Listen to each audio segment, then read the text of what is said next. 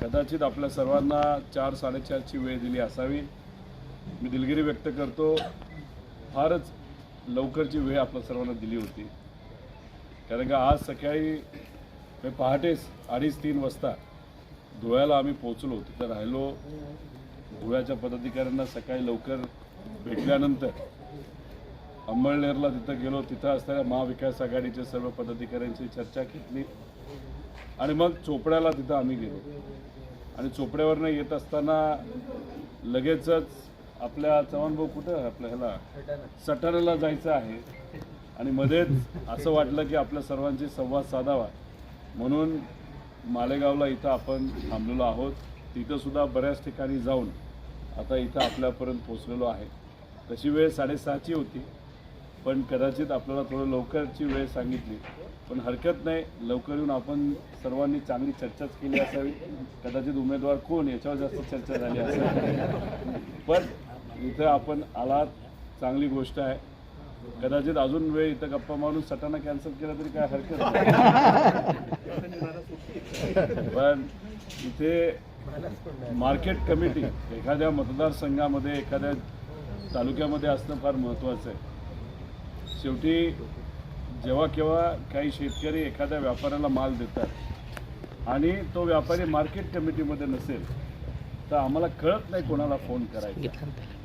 सुरुवातीला 1 टन माल घेतात, पैसे दिले जातात, हे सर्व राज्याच्या बाहेरून सगळे व्यापारी येत असतात।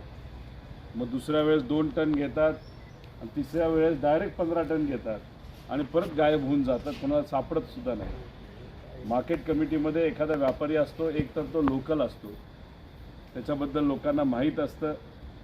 इथं असणारे प्रशासकीय अधिकारी तसंच संचालक मंडळ त्यांच्यावर वचक ठेवून असतं आणि त्याच्यामुळे मग शेतकऱ्याची फसवणूक होत नसते। इथं अंदाज घेतल्यानंतर आपल्या या मार्केट कमिटीतून खूप चांगलं काम आणि चांगली सेवा इथं असणाऱ्या शेतकऱ्यांना खरं तर दिली जाते। मध्ये आम्ही सर्वांनी पेपरमध्ये वाचलं होतं, ऐकलं होतं, टी व्हीवर सुद्धा अद्वै भाऊ आणि आपण सर्वजण मिळून आणि सर्व विचाराचे आपल्या विचाराचे सर्व पक्ष मिळून तुम्ही एक पॅनल टाकला आणि तो पॅनल सत्तेत असणाऱ्या एका मंत्र्याच्या विरोधातला पॅनल होता आणि तिथे एकदा सिद्ध झालं, ज्या लोकांचा विश्वास आपल्यावर असतो, जे कोणी लढतायत आपल्यासाठी ते चांगले मनाचे आणि आपल्यासाठी काहीतरी चांगलं करतील याचा एक अंदाज जेव्हा तिथं असणाऱ्या मतदारांना येतो, पुढे कितीही बलाढ्य शक्ती असली, कितीही पैसा वाटला, कितीही अहंकार तिथं दाखवला तरी विजय हा सत्याचा होतो आणि ते सत्य म्हणजे आपण आपला पॅनल इथं आहे। दुर्दैवाने ते इलेक्शन झाल्यानंतर मला असं वाटतं की अद्वै भाऊंनी अजून एक मोठी सभा घेतली आणि मग सभा घेतल्यानंतर दुर्दैवाने त्यांच्यावर काही खोट्या कारवाई झाल्या आणि तिथं आता जेलमध्ये आहेत। 4 महिने कदाचित ते आत खूप काय ठेवता येणार नाही, पण ते जेव्हा येतील तेव्हा एक मोठा नेता म्हणून तिथं ते येतील, स्वतः आहेतच।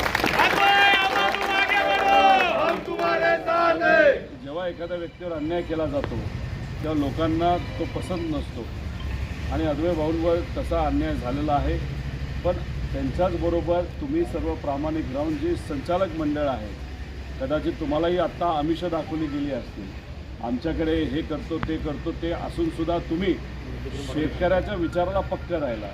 ज्या पॅनलनी तुम्हाला निवडून दिलं, ज्या पॅनलवर तुम्ही लढला त्याला तुम्ही पक्का राहिला, त्यासाठी मी आपल्या सर्वांचे आभार व्यक्त करतो। पण ही लढाई जी आहे लोकसभेची ती मोठी आहे, मोठ्या महाशक्तीच्या विरोधात आहे आणि ती लढाई आपण जिंकू शकतो। तुम्ही आत्ता गणितं सांगितली, ती गणितं योग्यच आहेत। खरं तर बघितलं तर चान्स मिळाला असता तर आमच्यातल्या एखाद्या पार्टीतून एखादा व्यक्ती इथं लढला असता, पण आदरणीय पवार साहेबांचं मत असं आहे की सगळीकडेच आम्हाला हे द्या, आम्हाला हे द्या, असं करायचं नाही। आपण जेव्हा मनामध्ये हा विश्वास घेऊन चालला असतो की आपल्याला BJPला पाडायचं आहे, BJPला आपल्याला सत्तेच्या बाहेर ठेवायचं, कारण ते सामान्य लोकांच्या आणि महाराष्ट्र धर्माच्या विरोधातली लोक आहेत, तर मग कधी कधी आपल्याला 2 पावलं मागे यावे लागतात आणि म्हणून तिथं महाविकास आघाडी म्हणून जिथं कुठं आपल्याला जमेल तिथं आपण लढत आहोत। जिथं कुठं आपला एखादा मित्रपक्ष चांगलं करू शकतो ती जागा आपण तिथं सोडत आहोत। सगळ्याच जागा आपल्याला घेता येणार नाही आणि तेवढं मोठं मन ज्या ज्या पक्षाने ज्या ज्या मतदारसंघामध्ये दाखवलं तर तिथं असणारे जे कोणी दुसऱ्या पक्षाचे नेते असतील, कार्यकर्ते असतील, त्यांनी सुद्धा मोठं मन, जो कुठला उमेदवार तिथं महाविकास आघाडीकडनं दिला जाईल त्याच्या पाठीमागे भक्कमपणे उभं राहून तेवढा पाठिंबा आपण सर्वांनी द्यावा अशी विनंती इथे करतो. कधी नाव डिक्लेअर होईल हे आज सांगता येणार नाही, पण अंदाजे पुढच्या 2 दिवसामध्ये नाव डिक्लेअर होईल. कोणाचं डिक्लेअर होईल हे मला तरी सांगता येणार नाही, की त्या प्रक्रियेमध्ये मी नव्हतो. पण एक तुम्हाला सांगतो, जो कोणी असेल त्याच्या पाठीमागे भक्कमपणे आपल्याला उभं राहायचं आहे. कारण का गेल्या काही वर्षामध्ये आपण जर बघितलं, जेव्हा केव्हा BJPची सत्ता या महाराष्ट्रामध्ये आली तेव्हा महाराष्ट्राची ताकद ही कमी करण्याचाच प्रयत्न भाजपने केलेला आहे. तुम्ही एक उदाहरण द्या की महाराष्ट्राची ताकद वाढवण्याचा प्रयत्न केला. 2014 पर्यंत या महाराष्ट्रामध्ये जर आपण विकासाची गंगा बघितली, विकास जर बघितला, तो अख्ख्या देशात 1 नंबरला नेहमी आपलं राज्य राहायचं. आज परिस्थिती अशी आहे की गुजरातला 26 लाख कोटीचे करार एका वर्षात होतात आणि आपल्या महाराष्ट्रामध्ये 1.5 ते 2 लाख कोटीचे फक्त होतात. आता इथं शिक्षण चांगलं आहे, इथं शिक्षित बेरोजगार सगळ्यात जास्त आपल्या महाराष्ट्रामध्ये असताना आपण आपले प्रोजेक्ट सोडून सर्व प्रोजेक्ट गुजरातला कसे जातील असा विचार इथे असणाऱ्या सत्तेतले लोक करतात. त्याचं मुख्य कारण आहे की ह्यांचे जे सगळे प्रमुख नेते आहेत ते सर्व गुजरातचे आहेत आणि केंद्राचे मोठे नेते आहेत. त्या मोठ्या नेत्यासमोर महाराष्ट्रातले BJPचे नेते हे झुकतात आणि मग तिथं सगळे प्रोजेक्ट महाराष्ट्रात न येता हे गुजरातला जातात. तुम्ही मला काय फरक पडतो? पवार साहेबांनी नेहमी काय सांगितलं, जर 2 मुलं असतील, एक मुलगा नाही तर एक मुलगी असेल, एकाने शेती करावी आणि दुसऱ्याने नोकरी करावी. पूर्वीच्या काळामध्ये MIDC विविध माध्यमातून कारखाने होते, सूतगिरण्या होत्या, अजून वेगळे काही इन्व्हेस्टमेंट त्या भागामध्ये यायच्या आणि तिथं आपल्या मुलांना हाताला काम मिळायचं. पण काय गेल्या 10 वर्षात झाले तर अजिबात इन्व्हेस्टमेंट ग्रामीण भागामध्ये आणि मोठ्या शहरामध्ये सुद्धा ज्या इन्व्हेस्टमेंट आहेत त्या परत गुजरातला तिथं नेल्या गेल्या. मग आता ही शेतकऱ्याची मुलं कष्ट करून जर BComची डिग्री, इंजिनिअरिंगची डिग्री, ITIची डिग्री घेत असतील, नाहीतर तिथं डिप्लोमा करत असतील, त्यांच्या हाताला कोण काम देणार? मग त्यांच्याबद्दल आज कोण विचार करणार? आज सगळ्यात जास्त बेरोजगारी कुठे असेल तर आपल्या महाराष्ट्रामध्ये आणि देशामध्ये सुद्धा बेरोजगारीचं प्रमाण गेल्या 40 वर्षामध्ये जर बघितलं सगळ्यात जास्त आत्ताच्या काळामध्ये आहे. मग या युवांना न्याय कोण देणार? मग ही युवा जातात आपल्या स्पर्धा परीक्षेकडे, तिथे पेपर फुटतोय, तलाठीचा एक पेपर नाही तर एक जागेसाठी 30 लाख रुपये घेतले गेले. आता आपल्या गावामध्ये तलाठी असेल, त्याला जर 30 लाख रुपये घेऊन तो जर तलाठी झाला असेल तर मला तुम्ही सांगा, तर शेतकरी आणि गरीब माणूस तिथे गेल्यानंतर तो काय म्हणेल? आधी मला पैसे वसूल करू दे, मग तुझं बघू.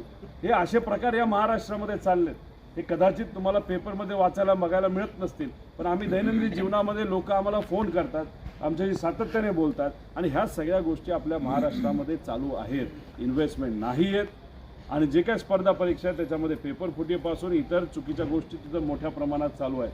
आता तुम्ही मला सांगा, तुम्ही सर्व शेतकरी आहात, शेतकरीचे प्रतिनिधित्व तुम्ही करता, कांद्याची काय परिस्थिती आहे? कांदा जेव्हा आपल्या शेतकऱ्याच्या हातामध्ये होता आणि जेव्हा भाव वाढत गेले आपण सर्व खुश होतो, पण जसे भाव वाढत गेले तसे एक्सपोर्ट थांबवलं, मग रेट पडले आणि आता मार्च अखेरीस तिथं एक्सपोर्ट चालू करणारे असं म्हणतात, करतील का नाही हेही माहीत नाही. मध्ये तर पेपरमध्ये आलं, सगळे खुश झाले, BJPच्या मोठ्या नेत्यांनी सांगितलं बघा आमच्या मोठ्या नेत्यांनी दिल्लीतल्या आता एक्सपोर्ट चालू केला आणि नंतर सगळी तोंडावर पडली.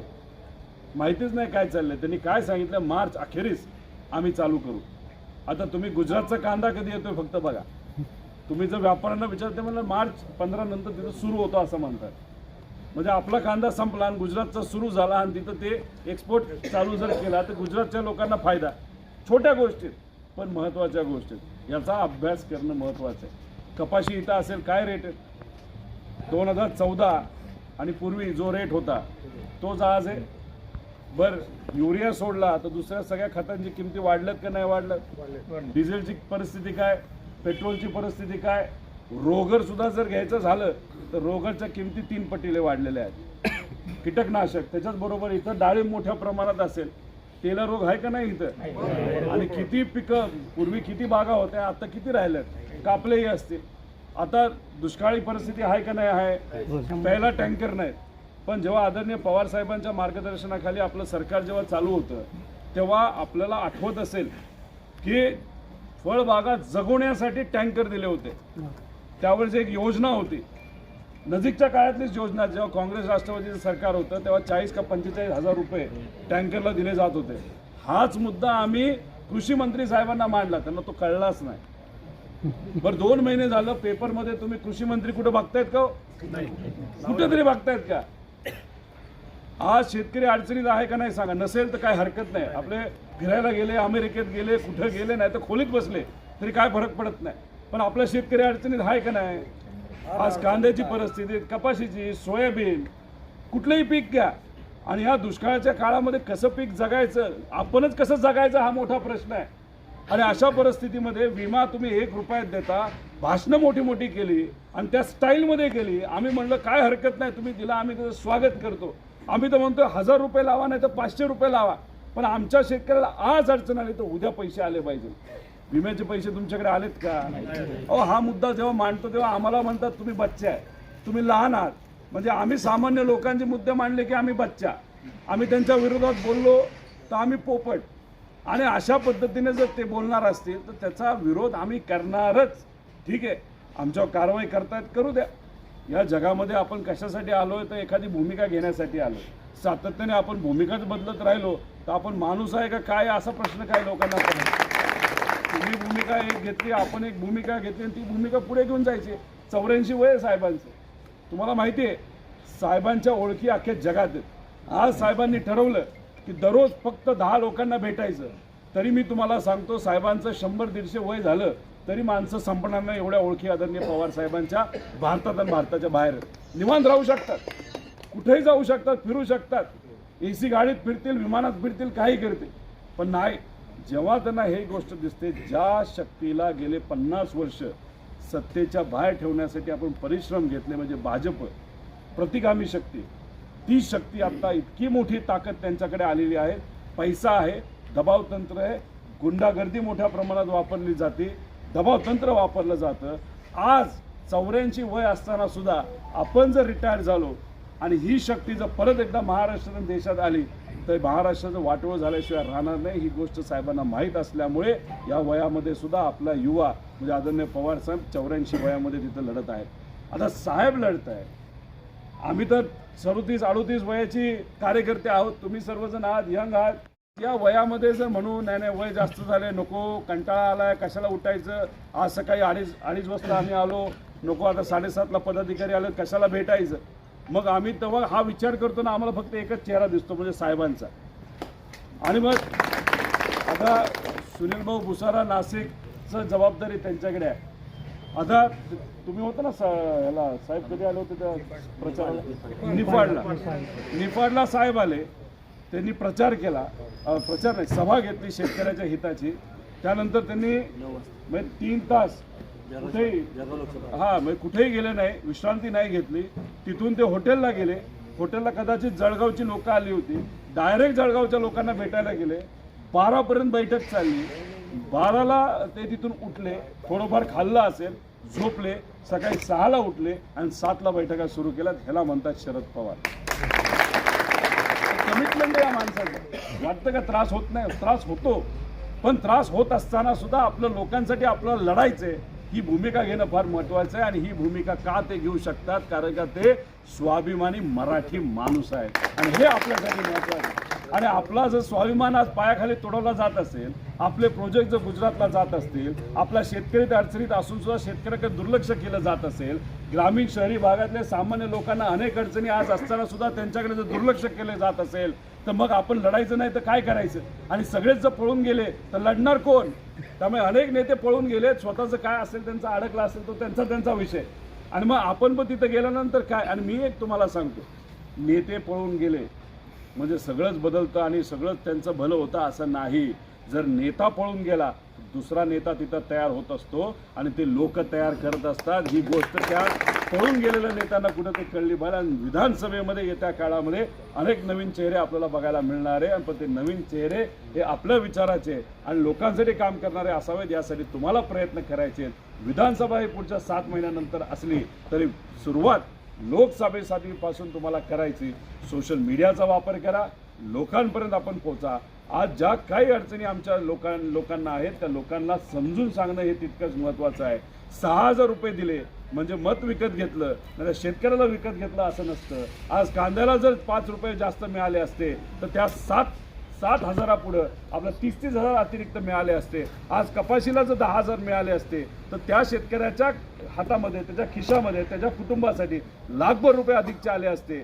जर तिथं DAPचा जो काही रेट आहे 1300 रुपये, तो जर पूर्वीसारखा 400 रुपयाला ठेवला असता तर आज त्याची बचत मोठी झाली असती. त्यामुळे 6,000 रुपये मिळतात म्हणून तिथं हे सरकार चांगलं, BJPचं सरकार चांगलं, हे जे कोणाला वाटत असेल त्यांना बाबांनो तुम्ही समजून सांगा.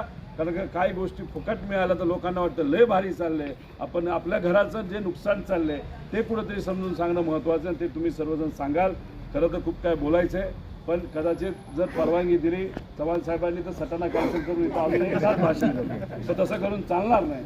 आणि तिथं पैलवान आहेत आणि नंतरच्या काळामध्ये जर पैलवानीने मला घोळका टाकला तर माझी अडचण होईल. त्यामुळे आपण उशीर होऊन सुद्धा एवढ्या मोठ्या संख्येने इथं आलात.